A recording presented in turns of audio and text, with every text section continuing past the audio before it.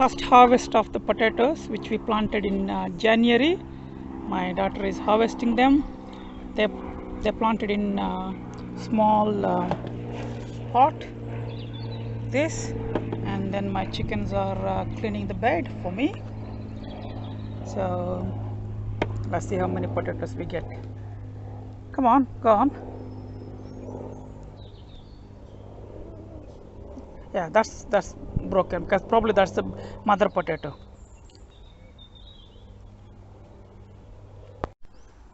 The 3 plants I planted in 3 different pots. These are the results. Not too much heavy crop, but it's reasonably good.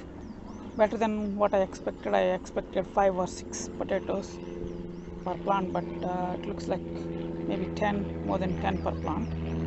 That's enough for us to keep going until I get my first early harvest in maybe end of June.